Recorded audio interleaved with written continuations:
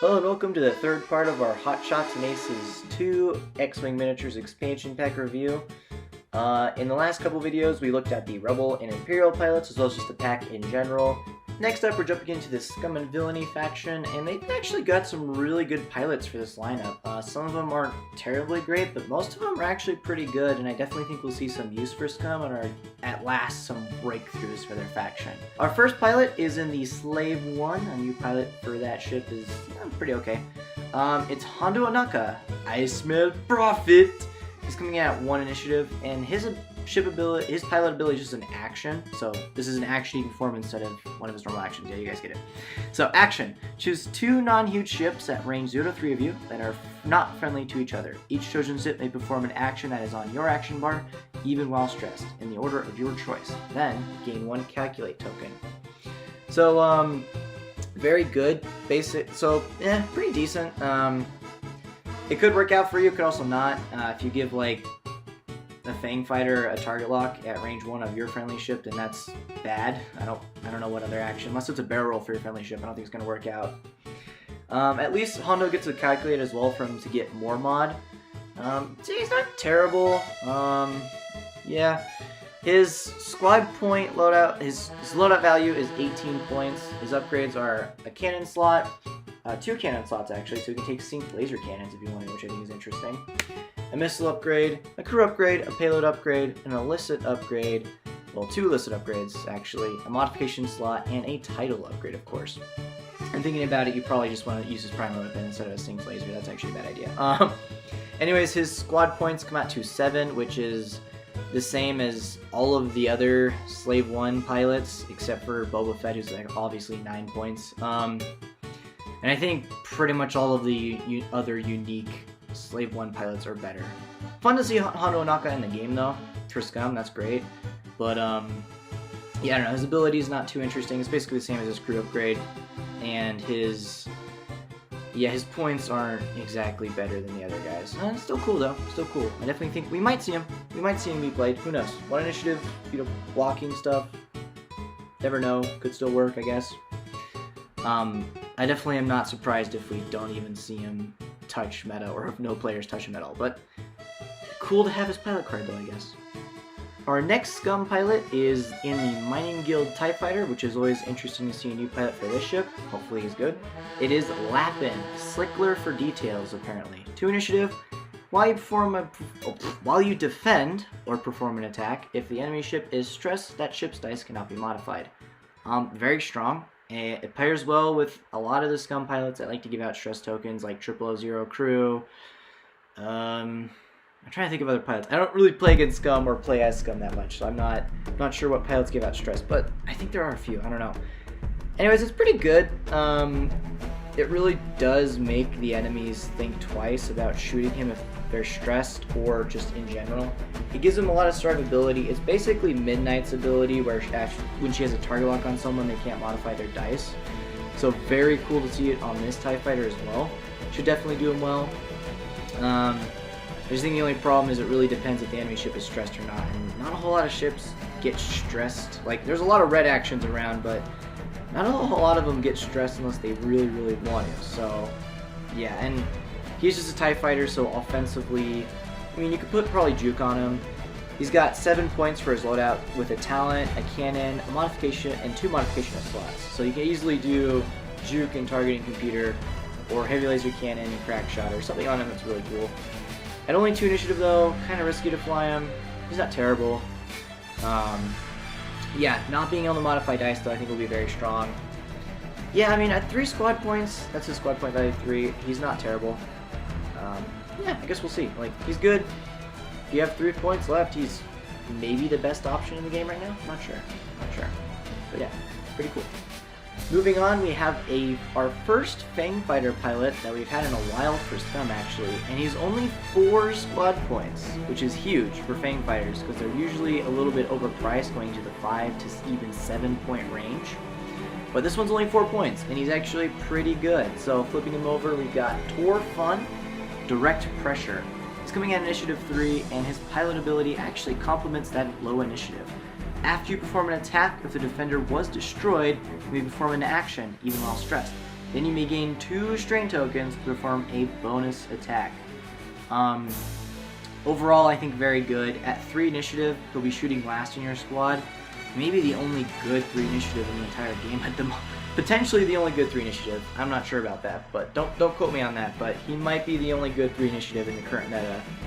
Because after he kills someone, he can do additional action and then shoot someone else in the face, hopefully. His loadout value is only 7 points though, so a little bit on the cheaper side. He's got 1 talent slot, 2 modification slots, and 1 missile slot, so he's got a few options.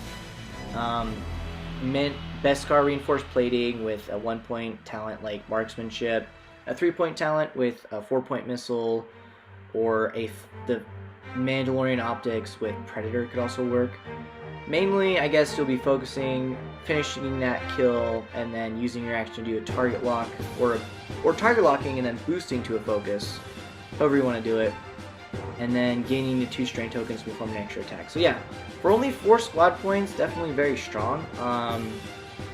Because he still has the defensive capabilities of a normal Fang fighter at range 1, which is not bad, not terribly great, but not bad at all, getting the extra evade. So yeah, I definitely think we'll see him in a lot of new Scum lists at least, and a lot of potentially meta Scum lists. I don't know if Scum's really around meta anymore. He may be what they need. At 4 points, he's definitely solid. Yeah, low initiative, but it works for his ability, so we will see. We will see. Now, of course, Tor Fun will be interesting to see, but what about our next couple Scum pilots? They're actually pretty exciting. So this first pilot is Dr. Afra, Professional Disaster Zone, coming in at Initiative 3. Before you engage, you may spend 1 green token and 1 charge token. If you do, you may choose another ship at range 0 to 1 that is not stressed. The chosen ship gains 1 stress token. She's got 3 charges on her, with no additional charge tokens. No recharge symbols on her charge tokens, so she can only use this ability 3 times. But it's actually pretty good. You can put IG-88D on her to get 2 calculates, spin 1 of the calculates to give a ship a stress token. And then with 000, they're already stressed, so you gain another calculate from him. So you can get the enemy ship stressed for Lapin's pilot ability or other abilities, and then get 2 calculates. So pretty good. Great to see Dr. Afra finally in the X-Wing game. She's not flying her signature ship, she's flying the 666 instead, but that's okay for now. Hopefully her ship comes in the game soon, but that is pretty cool to see her in the game. Her loadout value is actually 22 points, which is really good.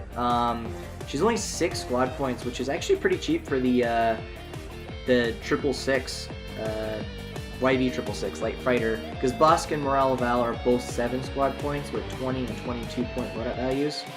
The next best pilot would be Lats Ratzi at 6 squad points with 16 points for loadout value. So Dr. Afra a point below Bosk and Morale, but she's got the same loadout value, if not a little bit more. And her upgrades: she has a cannon slot, a missile slot, 2 crew slots, 2 illicit slots, 1 gunner slot, 2 modification slots, and 1 title upgrade slot. So you can put a lot on her, really outfit her the way you want. Her ability is pretty neutral to work with anything. You just need to give her multiple green tokens, which most Scum ships want anyways. So IG-88D, Perceptive Co-Pilot, anything like that gives you those extra tokens is always what she's probably going to want. And yeah, no, she looks good. I'm excited to see her. BT1 and 000 sound like very good companions for her, with their wants for stress tokens and her ability to get out stress. So yeah, probably not the best options, but great to see Dr. Afra in the game though.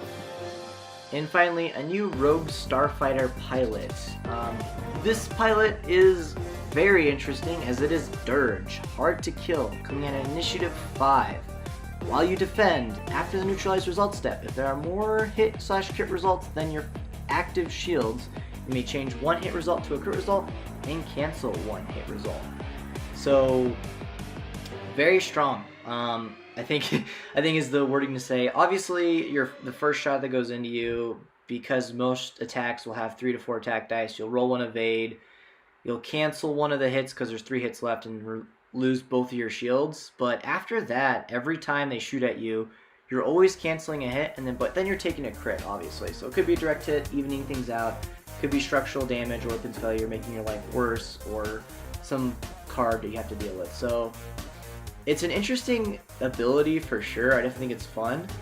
His loadout value is only 10 points, which is pretty poor for a rogue starfighter. Obviously, they have a lot of upgrade options. He's no different. He's got 2 talent slots, 2 cannon slots, an illicit slot, and the modification slot. He doesn't have the title upgrade, but I mean, that's okay, basically. I feel like it would just, point-wise, just shove him. He wouldn't be able to equip a crew and a bomb and then a cannon, I don't think. That would just be too expensive. However, his squad points is only 4, actually, so that's, I think, where he's really interesting. Only 4 squad points for him, whereas all the other Rogue Squad Starfighter pilots are 5 squad points right now. So they're a little bit on the expensive side, but Dirge is only 4, so you can put him with, like, Scum Han Solo and a Y-Wing and Dr. Afera, or 2 3-point ships, or Dirge and Cad Bane at 9 points, which is honestly pretty good. At 5 initiative, with sync laser cannons, he won't be terrible. He won't be fantastic, but he won't be terrible. Yeah, I'm excited to see him on the table, see how well he does.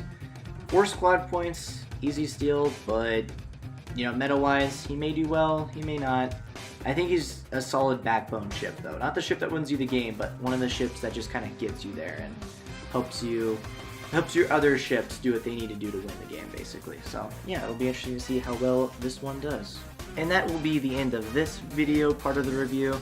Next time, we'll be taking a look at all the Republic pilots of the expansion pack, and they look pretty interesting. So if you're interested in Republic, definitely go check it out.